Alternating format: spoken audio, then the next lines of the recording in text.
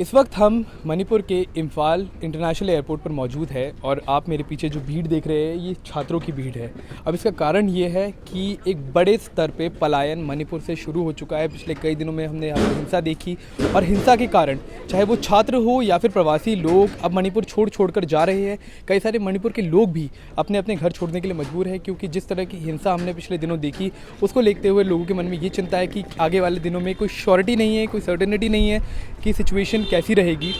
और इसीलिए आप इन सभी स्टूडेंट्स को अगर देखेंगे तो अपने अपने बस्ते लेकर अपने अपने सामान लेकर ये अपने अपने घर जा रहे हैं। और आप जो आर्मी के दस्ते आप देख रहे हैं ये सभी आर्मी के जो ट्रक्स हैं इनमें इन छात्रों को लाया गया, जिसका कारण ये है कि वायलेंस यानी कि हिंसा की कोई गारंटी नहीं कि कहाँ हो जाए। तो इसीलिए आर्मी द्वारा आप देखेंगे कि सुरक्षित तौर पर इन सभी छात्रों को लेकर आया गया है और आर्मी ही पूरी तरह से इन छात्रों को गार्ड करने का काम एयरपोर्ट के बाहर तक कर रही है। हम कुछ छात्रों से बात करने की कोशिश करेंगे, एक तरह से समझने की कोशिश करेंगे कि क्या सिचुएशन है।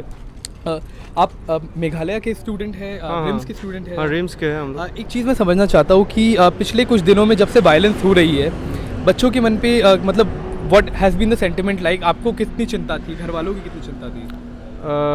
Yeah, we were my parents at home back. They were worried, and at first, when this incident happened, we were worried about our food as well and safety as well. Yeah.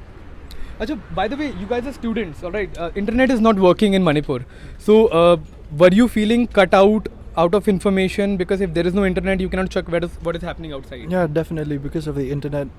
And these days we've been having network problems as well, so keeping in track with what's happening and what's going on is very difficult. But now you have been evacuated, there will be a chartered flight, you'll be going specially. तो do you think that आपको लग रहा है कि अब थोड़ा safe है, relatively safe है? घर पे बात हुई आपकी? Yeah, definitely. After hearing what the government of Meghalaya has been doing for us and after being escorted in such a manner, we feel extremely safe and we want to get home. The army has escorted you out. Yeah, they have taken care of us from the time we left the college, and we feel extremely safe now. कुछ जो लड़कियां हैं यहाँ पर, जो अन्य छात्र भी हैं, उनसे भी थोड़ी सी बात करने की कोशिश करेंगे। बच्चे क्योंकि काफ़ी घबराए हुए हैं, सबके मन में काफ़ी डर है, तो इसीलिए सब बात बच्चे कर भी नहीं रहे, लेकिन कोशिश हम करेंगे।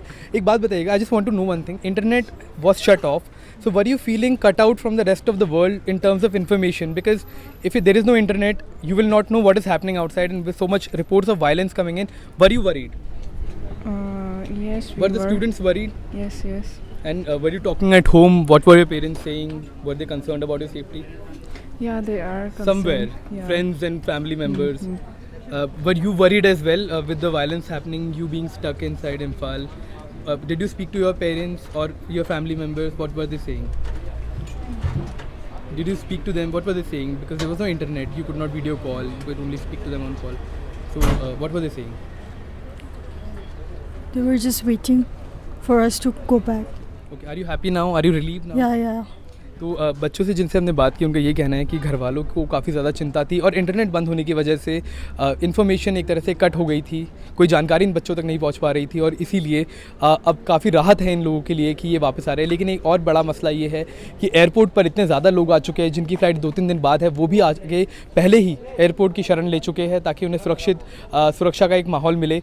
और इसी की वजह से आप देख सकते हैं काफ़ी देर हो चुकी है, छात्र यहाँ खड़े हैं, लेकिन किसी भी को भी अंदर जाने से पहले एक बोर्डिंग पास दिखाकर ही एंट्री मिल रही है, और इसीलिए यहाँ पर काफ़ी देर इस पूरे के पूरे प्रोसेस में भी लग रही है। तो एयरपोर्ट भी फुल है क्योंकि लोग काफ़ी ज़्यादा है, ट्रेन्स बंद है, रोड पे रास्तों में कोई सेफ्टी की सेंस नहीं है, और इन्हीं सभी चीज़ों को देखते हुए छात्रों के मन में भी ये संशय है कि क्या वो जल्द से जल्द वापस आ पाएंगे या नहीं। इम्फाल में अक्षय डोंगरे, आज तक।